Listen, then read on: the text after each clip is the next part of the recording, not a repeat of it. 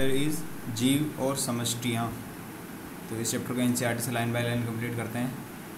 हमारे जैविक विश्व में लुभावनी विविधता और आश्चर्यजनक जटिलता है। हम जीव विज्ञानी संगठन में विभिन्न स्तरों पर अन्वेषी प्रक्रमों से इसकी जटिलता को समझने का प्रयास कर सकते हैं। ये जीव विज्ञानीय संगठन स्तर है। वृहद अणु, कोशिकाएं, ऊतक, अंग, व्यष्टि, जीव समष्टियाँ, समुदाय, पारितंत्र और जीवोम।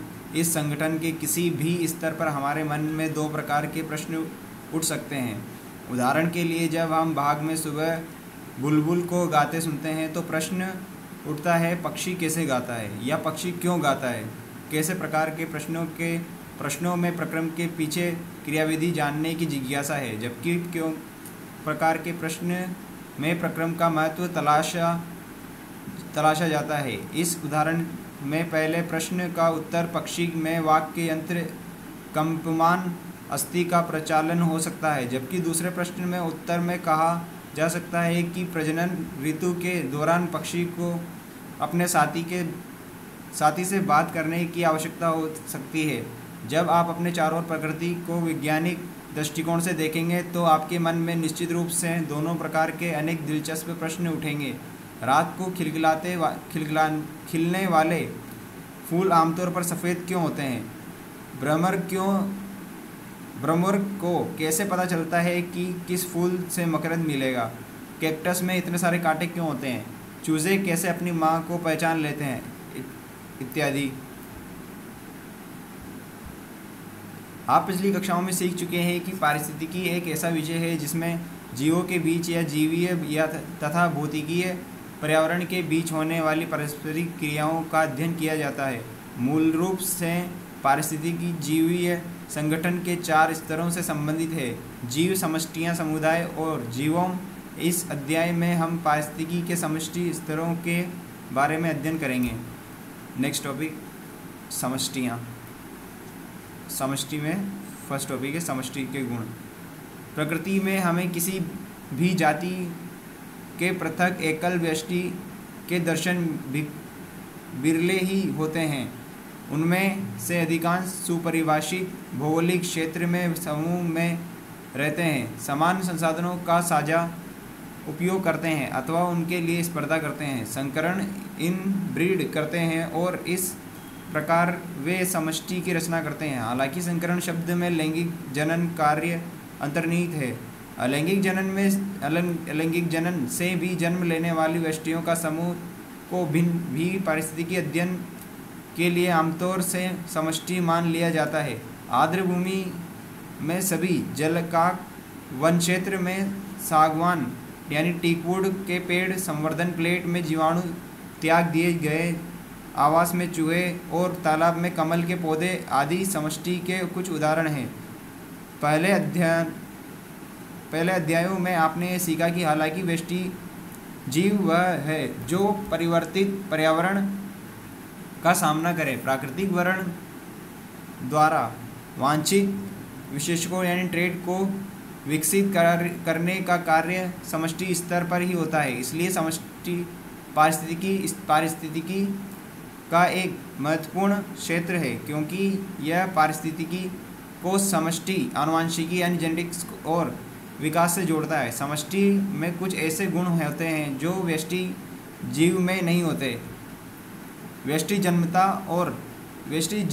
और मरता है, लेकिन समष्टि में जन्म दरें और मृत्यु दरें होती है। समष्टि में इन दरों को क्रमशः प्रति व्यक्ति जन्म दर या प्रति व्यक्ति मृत्यु दर कहते हैं। इसलिए दर को समष्टि के सदस्यों के संबंधों में संख्या में परिवर्तन यानी वृद्धि या ह्रास के रूप में प्रकट किया। उदाहरण के लिए, अगर किसी तालाब में पिछले साल कमल के 20 पौधे थे और जनन द्वारा 8 नए पौधे और हो जाते हैं, जिससे वर्तमान समष्टि 28 हो जाती है, तो हम जन्म दर को 8/20 जो कि 0.4 आएगा संतति प्रति कमल प्रतिवर्ष के हिसाब से परिकलन करते हैं। अगर प्रयोगशाला समष्टि में 40 फलमक्खियाँ हैं, 40 फलमक्खियों में से 4 समष्टि किसी विशिष्टीकृत समय अंतराल में मान ली जाए, एक सप्ताह के दौरान मर जाते हैं तो उस समय के दौरान समष्टि में कुल मृत्यु दर 4/40 यानी कि 0.1 आएगा। व्यष्टि प्रति फलमक्की प्रति सप्ताह कहलाएगी। समष्टि का दूसरा विशिष्ट गुण लिंग अनुपात यानी नर एवं मादा का अनुपात है। व्यष्टि या तो नर है या मादा है, लेकिन समष्टि का लिंग अनुपात होता है, जैसे कि समष्टि का 60% स्त्री है और 40% नर। यहाँ पे मानव समष्टि के लिए आयु पिरामिड दिए हुए हैं, तो देख लेना। ये फर्स्ट वाला बढ़ती हुई समष्टि का, सेकंड स्थिर और थर्ड घटती हुई। किसी दिए गए समय में समष्टि भिन्न आयु वाले व्यक्तियों से मिलकर बनती है। अगर समष्टि के लिए आयु वितरण दी गई आयु अथवा आयु वर्ग के व्यष्टियों का प्रतिशत आलेखित यानी प्लॉटेड किया जाए तो बनने वाली संरचना आयु पिरामिड कहलाती है। मानव समष्टि के लिए आयु पिरामिड आमतौर पर नर और स्त्रियों का आयु वितरण संयुक्त आरेख को दर्शाता है। पिरामिड का आकार समष्टि की स्थिति यानी प्रतिबिंबित करता है। क्या यह बढ़ रहा है? फर्स्ट में बढ़ रहा है, सेकंड में स्थिर है और थर्ड में घट रहा है। समष्टि का साइज यानी आवास समष्टि का साइज आवास में उसकी स्थिति के बारे में बहुत कुछ बताता है। समष्टि हम कैसे भी पारिस्थितिकी प्रक्रम अन्वेषण करना चाहें, भले ही यह दूसरी जातियों से स्पर्धा का परिणाम हो, परभक्षी का प्रभाव हो या पीड़कनाशी अनुप्रयुक्त करने का प्रभाव हो, हम उनका मूल्यांकन हमेशा ही समष्टि के साइज में कोई परिवर्तन के संदर्भ में करते हैं। प्रकृति में समष्टि के साइज की इतनी कम संख्या में भी 10 से कम भरतपुर आर्द्र भूमि क्षेत्रों में साइबेरियन सारस या किसी साल लाखों में हो जाते हैं।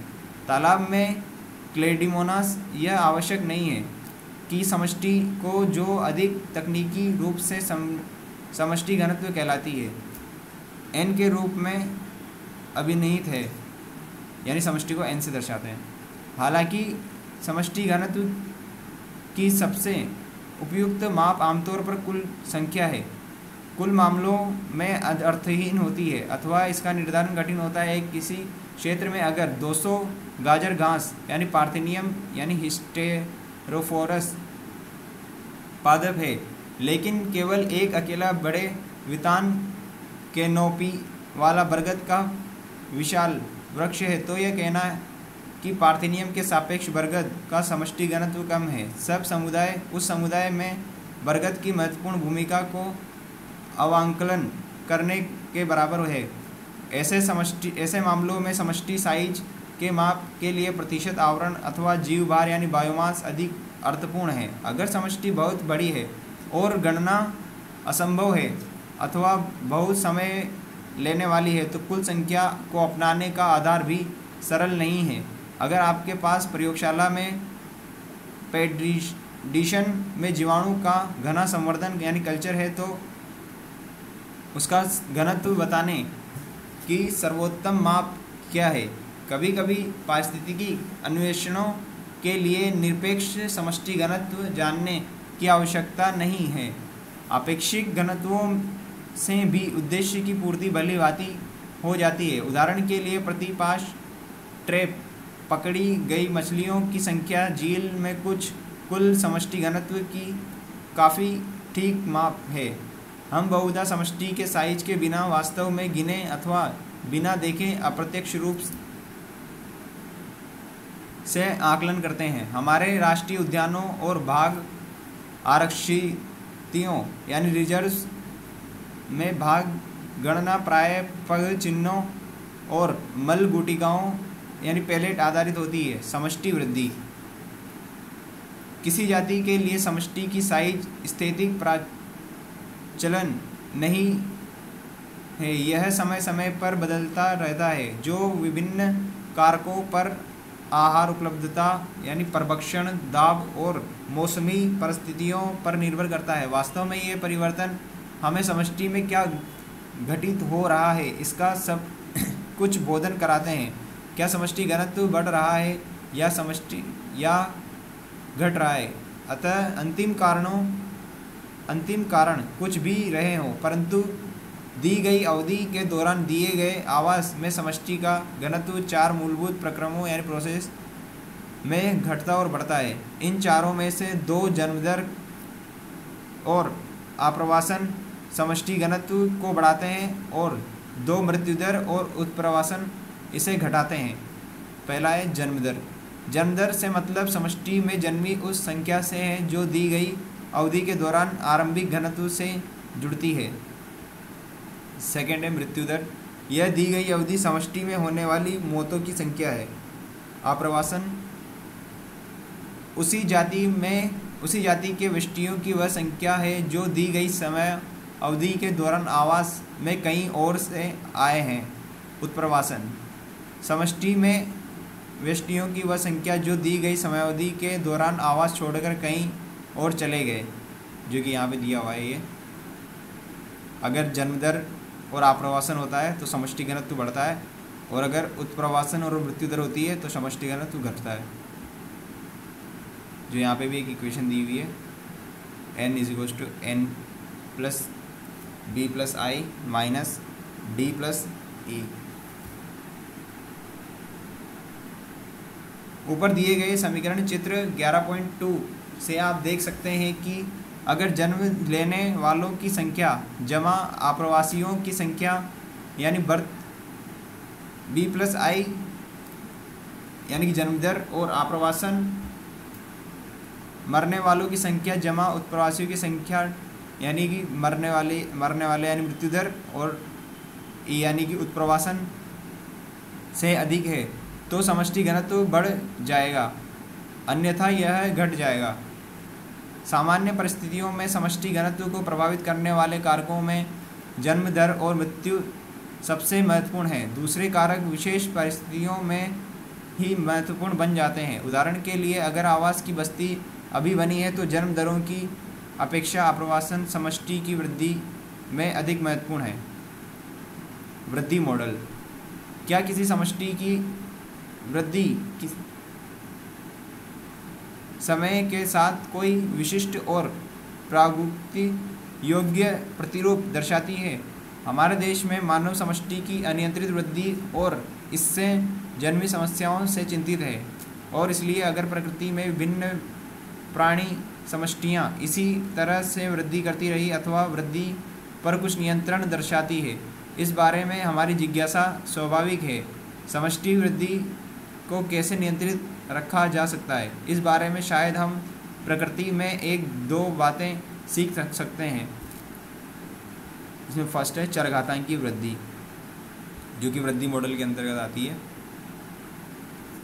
किसी समष्टि की अबाधित वृद्धि के लिए स्पष्ट संसाधन यानी आहार और स्थान उपलब्ध होना आवश्यक है। आदर्शतः आवास में जब संसाधन असीमित होते हैं तो प्रत्येक जाति में संख्या में वृद्धि कर सकने की अपनी जन्मजात शक्ति को पूरी तरह से अनुभव करने की योग्यता होती है। जैसा कि डार्विन ने अपने प्राकृतिक वर्ण के सिद्धांत को प्रतिपादित करते हुए प्रेषित किया, तब समष्टि चरघातांकी यानी एक्सपोनेंशियल अथवा ज्यामितीय यानी कि ज्योमेट्रिकल शैली में वृद्धि करती है। अगर n साइज की समष्टि में जन्म दरें यानी कुल संख्या नहीं बल्कि प्रति व्यक्ति जन्म जो कि बर्थ के रूप में और मृत्यु दरें प्रति व्यक्ति मृत्यु दर जो कि डेथ के रूप में निरूपित की जाती है, तब इकाई समय अवधि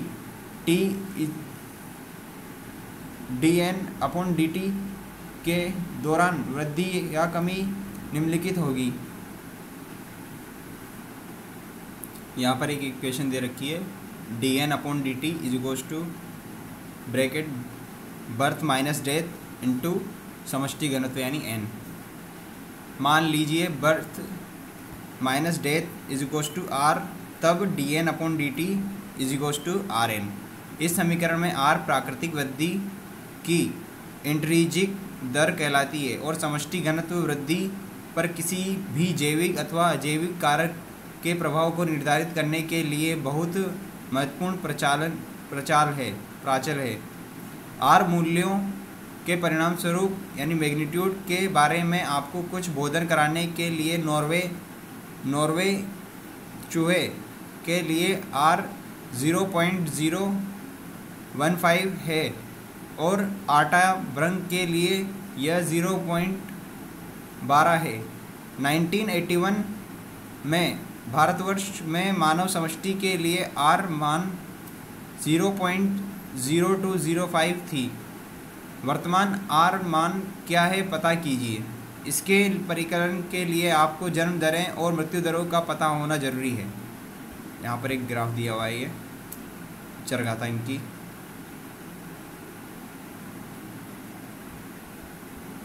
तो इसको देख लेना है। पहला जो ये फर्स्ट वाला ग्राफ है, ये है जब अनुक्रिया वृद्धि को सीमित करने वाली नहीं है तब आरेखी चरघातांकी, और सेकंड वाला है जब अनुक्रिया वृद्धि के लिए सीमाकारी है तब आरेखी लॉजिस्टिक है, और जो इसमें के जो है वो पोषण क्षमता को दर्शाता है।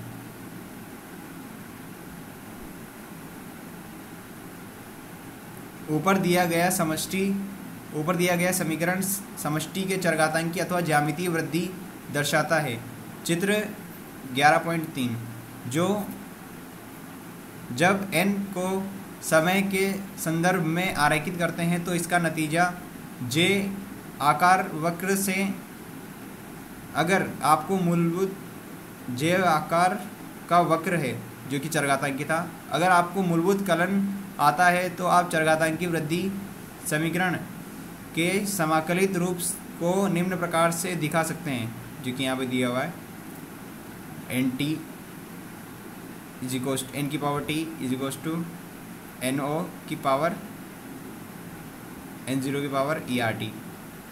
NT जो कि समय t के समष्टि घनत्व को दर्शाता है, N0 जो कि समय शून्य में समष्टि घनत्व को दर्शाता है, R प्राकृतिक वृद्धि की इंट्रिंसिक दर है, और E प्राकृतिक लघुगणक है जिसका मान होता है 2.7।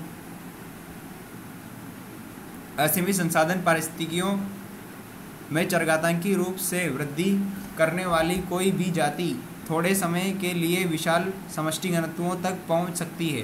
डार्विन ने दर्शाया कि हाथी जैसा धीमे चलने वाला प्राणी रोक न होने पर विशाल संख्या तक पहुंच सकता है। चरघातांकी रूप से वृद्धि करने पर विशाल समष्टि कितनी जल्दी निर्मित हो जाती है, इसके बारे में निम्नलिखित किस्सा लोकप्रिय है। राजा और मंत्री शतरंज खेलने बैठे थे।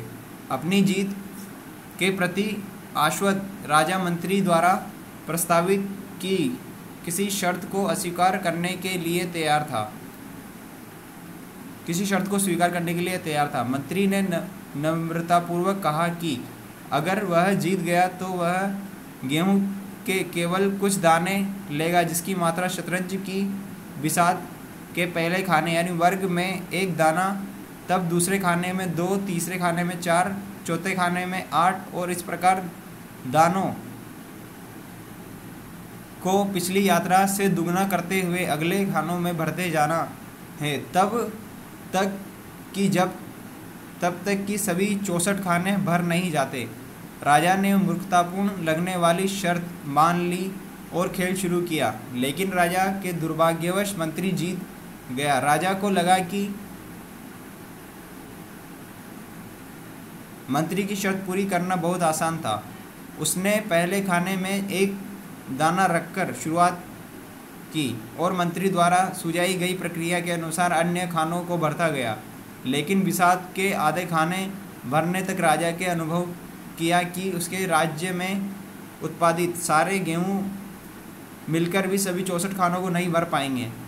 अब छोटे से पैरामीशियम के बारे में सोचिए, जो केवल एक वेष्टि से आरंभ करके द्विभाजन यानी बाइनरीफिकेशन द्वारा प्रतिदिन संख्याओं को दुगना करता रहता है। और कल्पना कीजिए कि 64 दिनों में इसकी समष्टि साइज दिमाग को चकरा देने वाली हो जाएगी, बशर्ते असीमित आहार और स्थान उपलब्ध होता रहे। सेकेंड है संभार तंत्र यानी लॉजिस्टिक वृद्धि।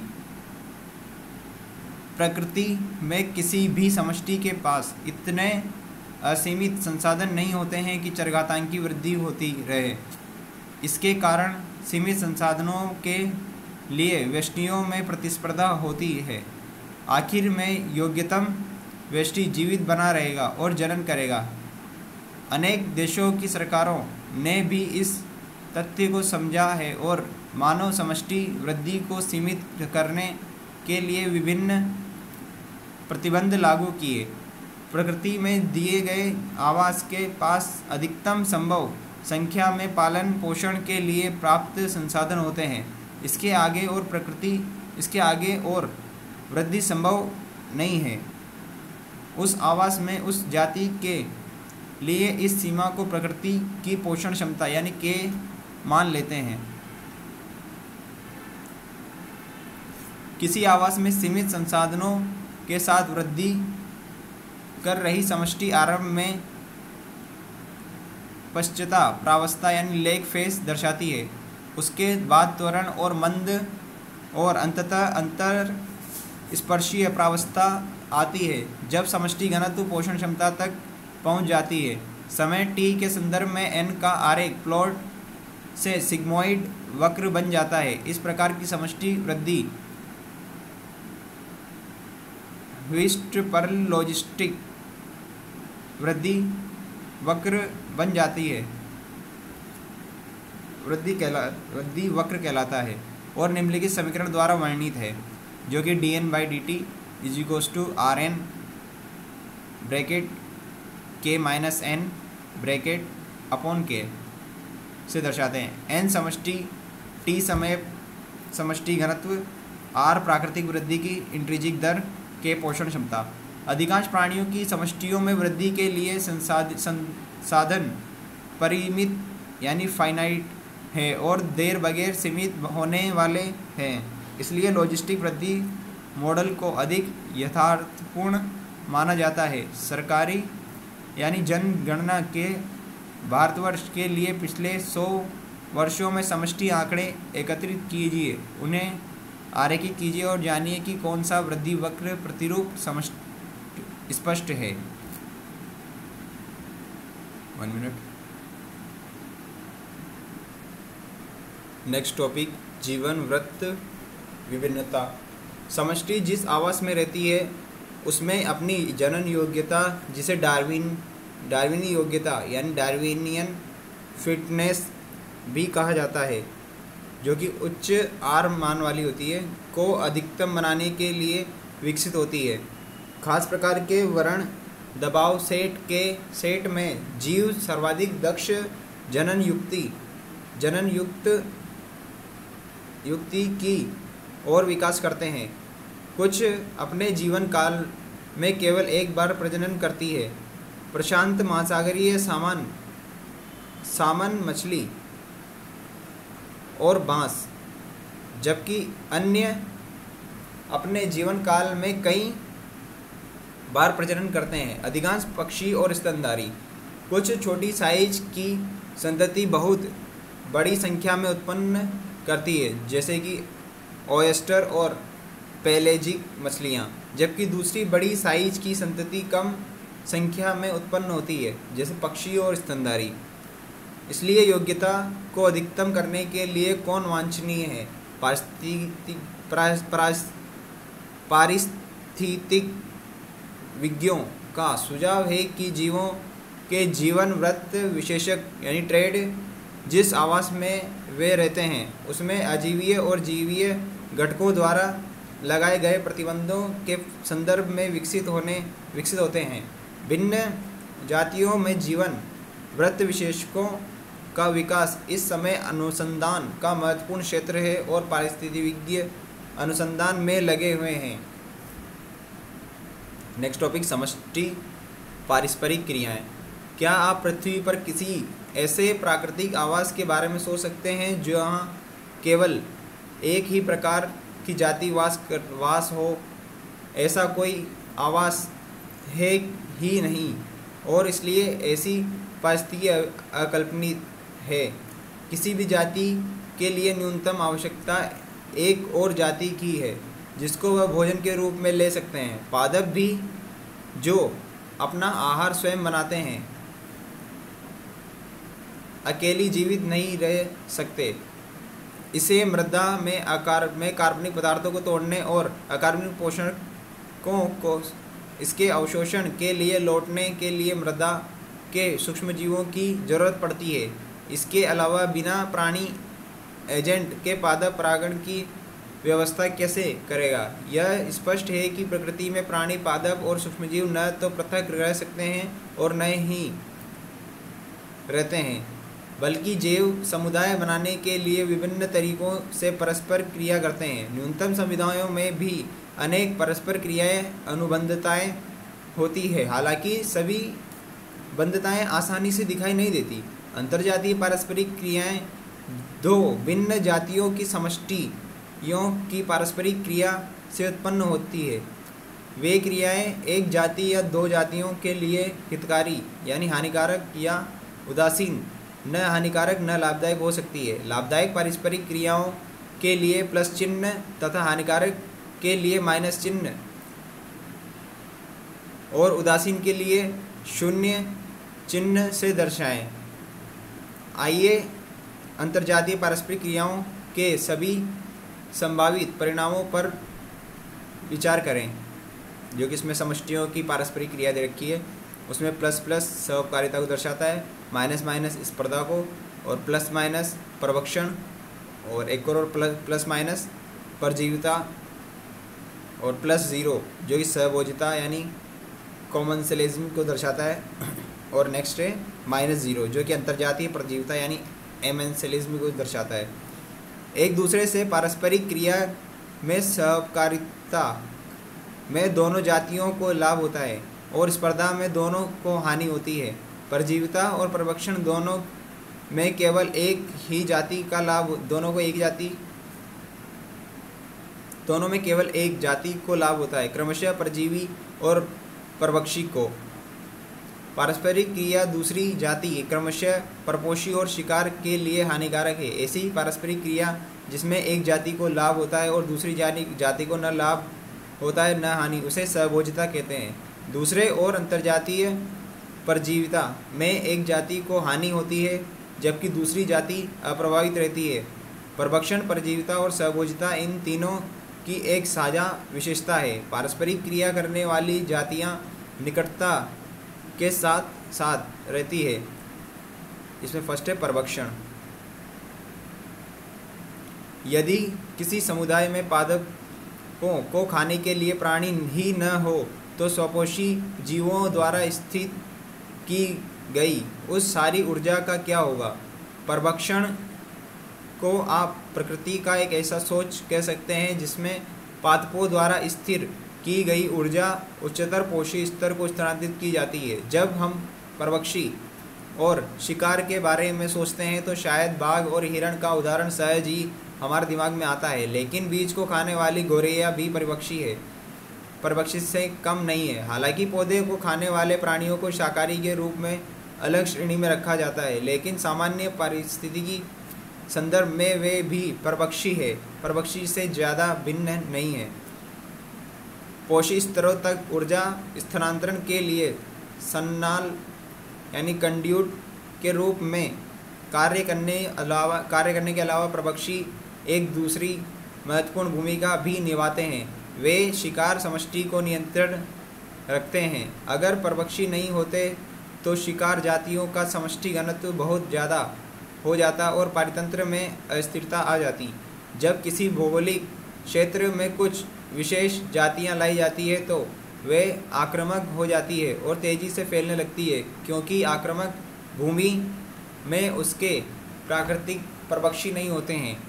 1920 के आरंभ में ऑस्ट्रेलिया में लाई गई नागफनी ने वहां लाखों हेक्टेयर प्रक्षेत्र में तेज़ी से फैलकर तबाही मचा दी।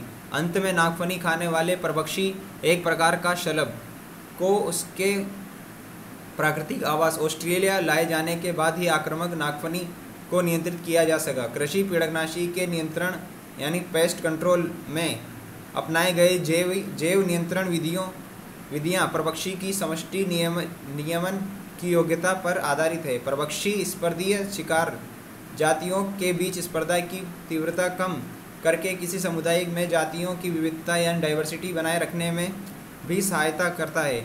अमेरिकी प्रशांत तट की चट्टानीय अंतर्ज्वारीय यानी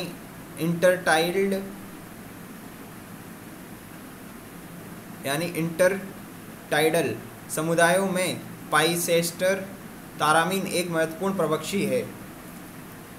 प्रयोगशाला के बाहर किए गए प्रयोगों में जब एक बंद अंतर्ज्वारीय क्षेत्र के सभी तारामीन हटा दी गई तो अंतर्जातीय स्पर्धा के कारण एक साल में ही अकशेरुकियों यानी नॉन कोऑर्डिनेट्स की 10 से अधिक जातियां विलुप्त हो गई। अगर परभक्षी ज़्यादा ही दक्ष हैं और अपने शिकार का अतिदोहन करता है तो हो सकता है कि शिकार विलुप्त हो जाए। इसके बाद खाने के अभाव में परभक्षी भी विलुप्त हो जाए। यही कारण है कि प्रकृति में परभक्षी विवेकी है।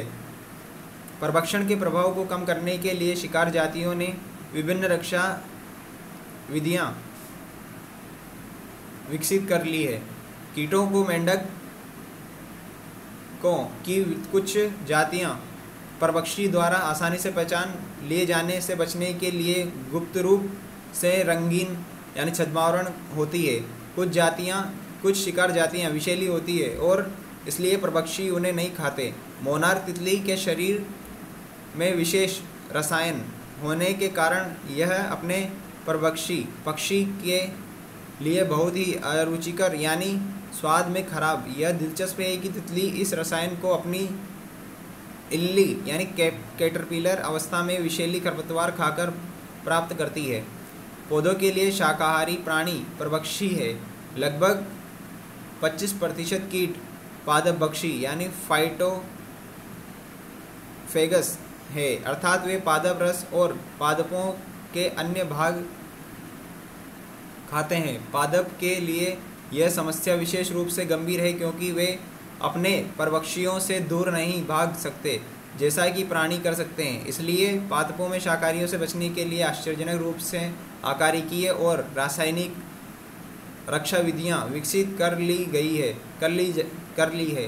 रक्षा के सबसे सामान्य आकारिकीय साधन कांटे एकेशिया और कैक्टस बहुत से पादप में ऐसे रसायन उत्पन्न और भंडारित रखते हैं जो खाए जाने पर शाकाहारियों को बीमार कर देते हैं, पाचन का संदमन करते हैं, उसमें उनके जनन को भंग कर देते हैं या मार तक देते हैं।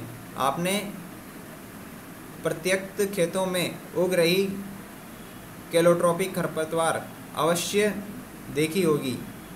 यह पौधा अत्यधिक विषैला हृदय ग्लाइकोसाइड उत्पन्न करता है और इसकी कारण आपने कभी किसी पशु या बकरी को इस पौधे को चरते हुए नहीं देखा होगा। रासायनिक पदार्थों की व्यापक किस्में जिन्हें हम पौधों में व्यापारिक पैमाने पर निष्कर्षित करते हैं, जैसे निकोटीन, कैफीन, क्विनीन, स्ट्रिक्नीन, अफीम etc. वे पादपों द्वारा उत्पन्न होते हैं। वास्तव में ये रसायन चारकों यानी ग्रेजर से बचने की रक्षा विधियां हैं। सेकेंड है स्पर्धा यानी कंपटीशन। जब डार्विन ने प्रकृति में जीवन संघर्ष और योग्यतम की उत्तरजीविता के बारे में कहा तो यह निश्चय कायल था कि जैव विकास में अंतर्जातीय स्पर्धा एक शक्तिशाली बल है। आमतौर पर यह माना जाता है कि स्पर्धा उस समय शुरू होती है जब निकट रूप से संबंधित जातियां उन्हीं संसाधनों के लिए स्पर्धा करती है जो सीमित है, लेकिन यह पूरी तरह से सच नहीं है।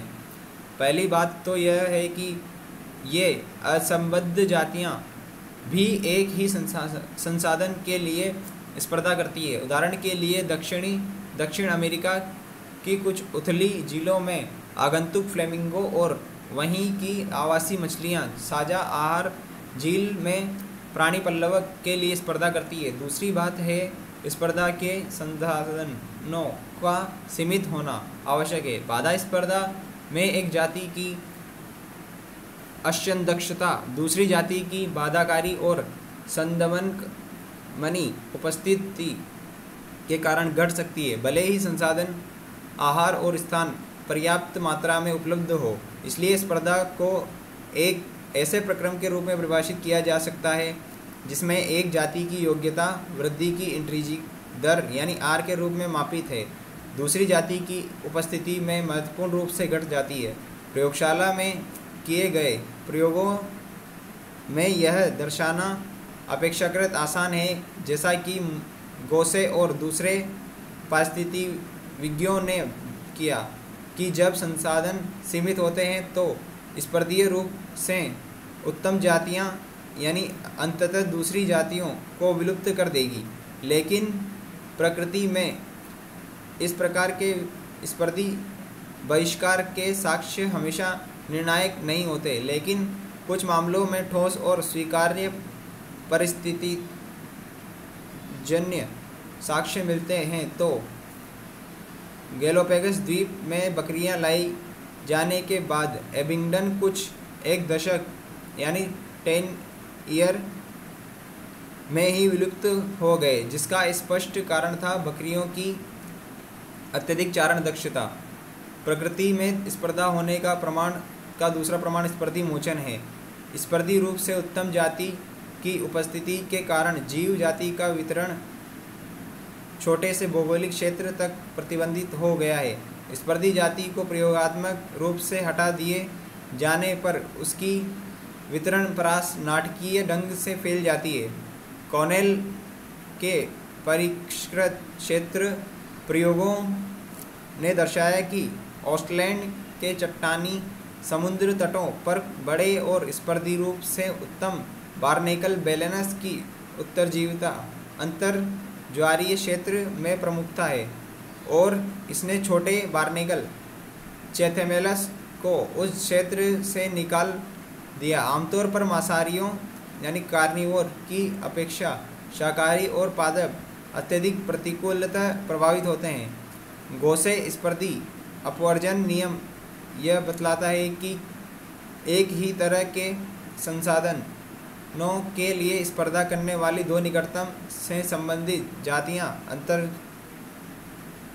अंततकाल तक साथ साथ नहीं रह सकती है, और स्पर्धी रूप से घटिया जाति अंततः विलुप्त कर दी जाएगी। ऐसा तभी होगा जब संसाधन सीमाकारी होंगे, अन्यथा नहीं। अधिक वर्तमान अध्ययन अर्थ स्पर्धा के ऐसे गौर सामान्यीकरण की पुष्टि नहीं करते। वे प्रकृति में अंतर्जातीय स्पर्धा होने को नकारते और नहीं, पर वे इस ओर ध्यान दिलाते हैं स्पर्धा सामना करने वाली जातियां ऐसी क्रियाविधि विकसित कर सकती है जो बहिष्कार की बजाय सह अस्तित्व को बढ़ावा देगी। ऐसी एक क्रियाविधि संसाधन विभाजन है। अगर दो जातियां एक ही संसाधन के लिए स्पर्धा करती है तो उदाहरण के लिए वे आहार के लिए भिन्न समय अथवा भिन्न चारण प्रतिरूप चुनकर स्पर्धा से बच सकती है।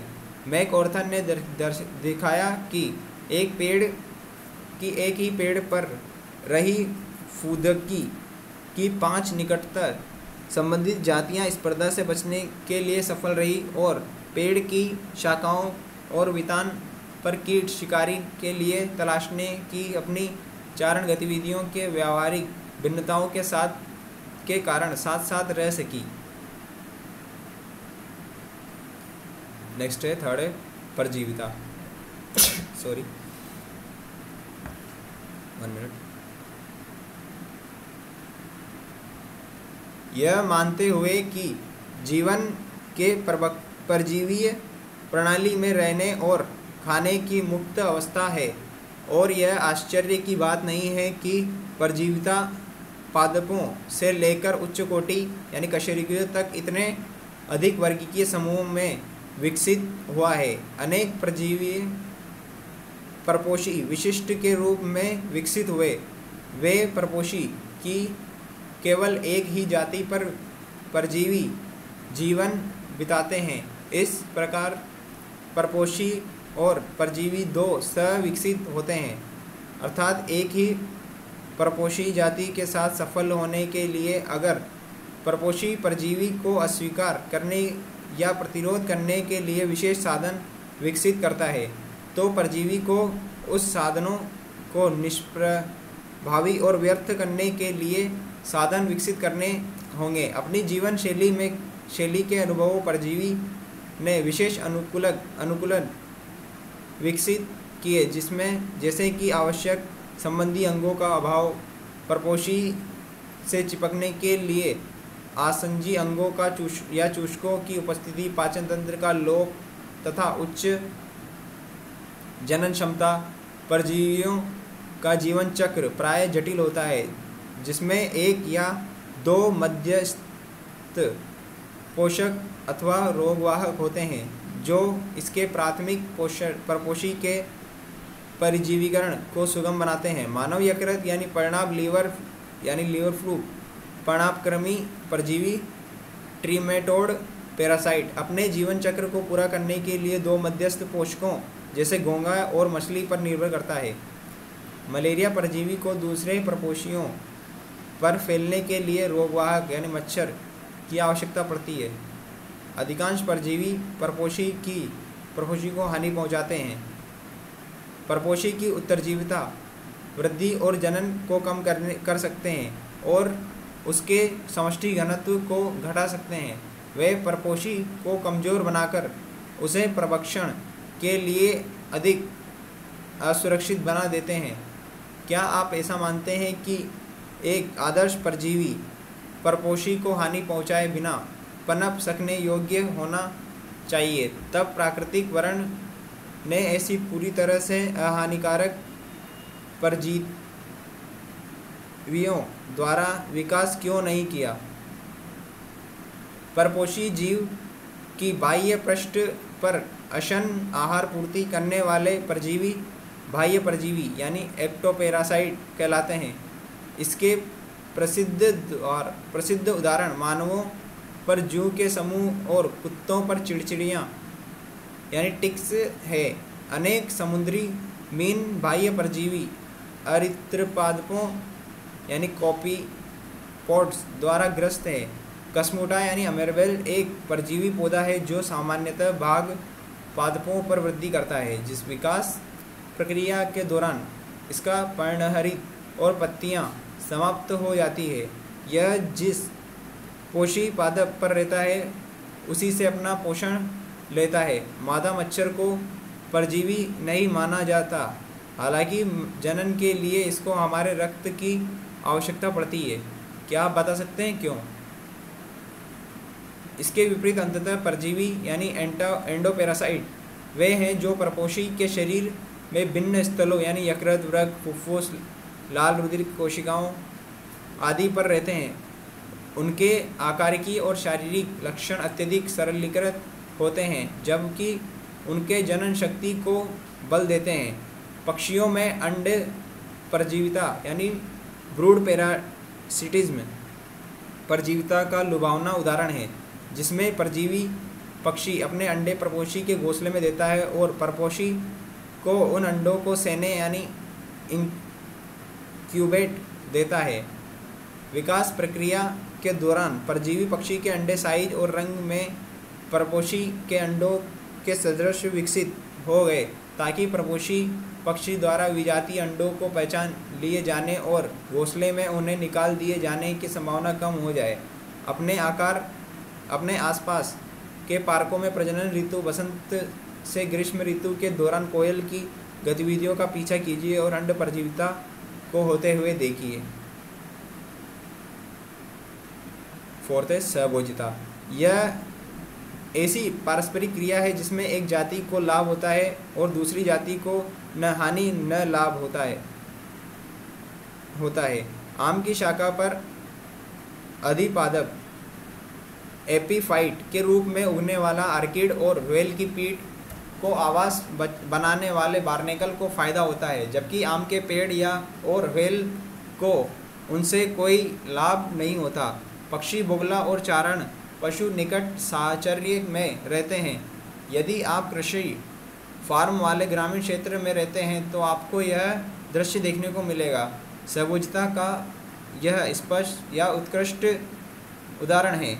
जहाँ पशु चरते हैं उसके पास ही बगुले भोजन प्राप्ति के लिए रहते हैं, क्योंकि जब पशु चलते हैं तो वनस्पति को हिलाते हैं और उनमें से कीट बाहर निकलते हैं। बगुले उन कीटों को खाते हैं, अन्यथा वनस्पति कीटों को ढूंढना और पकड़ना बगुले के लिए कठिन होता है। स्वभोजिता का दूसरा उदाहरण समुद्री एनीमोन दंशक स्पर्शक यानी कि स्टिंगिंग टेंटेकल होते हैं, जिसमें उनके बीच रहने वाली क्लाउन मछली का है। मछली को परभक्षियों से सुरक्षा मिलती है और दंशक स्पर्शकों से दूर रहते हैं। क्लाउन मछली से एनीमोन को कोई लाभ मिलता हो ऐसा नहीं लगता। सहोपकारिता जो कि 5th पॉइंट है। इस पारस्परिक क्रिया में परस्पर क्रिया करने वाली दोनों जातियों को लाभ होता है। कवक और प्रकाश संश्लेषी शैवाल या साइनोबैक्टीरिया के बीच घनिष्ठ सहोपकारी संबंध का उदाहरण लाइकेन में देखा जा सकता है। इसी प्रकार कवकों को उच्च कोटि पादपों की जड़ों के बीच कवकमूल यानी माइकोराइजी साहचर्य है। कवक मृदा से अत्यावश्यक पोषक तत्वों के अवशोषण में पादपों की सहायता करते हैं, जबकि बदले में पादप कवकों को ऊर्जा उत्पादी यानी कार्बोहाइड्रेट देते हैं। सहोपकारिता के सबसे शानदार और विकास की दृष्टि से लुभावने उदाहरण यानी पादप प्राणी संबंध में पाए जाते हैं। पादपों को अपने पुष्प परागित करने वाले बीजों को प्रकीर्णन के लिए प्राणियों की सहायता चाहिए। स्पष्ट है कि पादप को जिन सेवाओं की अपेक्षा प्राणियों से है उसके लिए शुल्क तो देना होगा। पुरस्कार अथवा शुल्क के रूप में प्राणी परागणकारियों यानी पोलिनेटर को पराग पोलन और मकरंद यानी नेक्टर तथा प्रकीर्णकों को रसीले और पोषक फल देते हैं, लेकिन परस्पर लाभकारी तंत्र की धोखेबाजी से रक्षा होनी चाहिए। उदाहरण के लिए ऐसे प्राणी जो परागण में सहायता किए बिना ही मकरंद चुराते हैं। अब आप देख सकते हैं कि पादप प्राणी पारस्परिक क्रिया में सहोपकारियों के लिए क्रमशः सहविकास क्यों शामिल है, अर्थात पुष्प और इसके परागणकारी जातियों के विकास एक दूसरे से मजबूती से जुड़े हुए हैं। अंजीर के पेड़ों की अनेक जातियों में बर्र की परागणकारी जातियों के बीच मजबूत संबंध है। इसका अर्थ है कि कोई दी गई अंजीर जाति केवल उसके साथी बर्र की जाति से ही परागित हो सकती है, बर्र की दूसरी जाति से नहीं। मादा बर्र फल को न केवल अंड निक्षेपण यानी अंडे देने के लिए काम लेती है, बल्कि फल के भीतर ही वृद्धि कर रहे बीजों को डिंबकों के पोषण के लिए प्रयोग करती है। अंडे देने के लिए उपयुक्त स्थल की तलाश करते हुए बर्र अंजीर पुष्पक्रम को परागित करती है। इसके बदले में अंजीर अपने कुछ परिवर्तनशील बर्र के डिंबकों को आहार के रूप में देती है। आर्किड पुष्प प्रतिरूपों की आश्चर्यचकित कर देने वाली विविधता दर्शाते हैं, जिसमें से अनेक सही परागणकारी कीट भ्रमकों और गुंजभक्षिकाओं को आकर्षित करने के लिए विकसित हुए हैं, ताकि इसके द्वारा निश्चित रूप से परागण हो सके। सभी आर्किड एक पुरस्कार पेश नहीं करते हैं।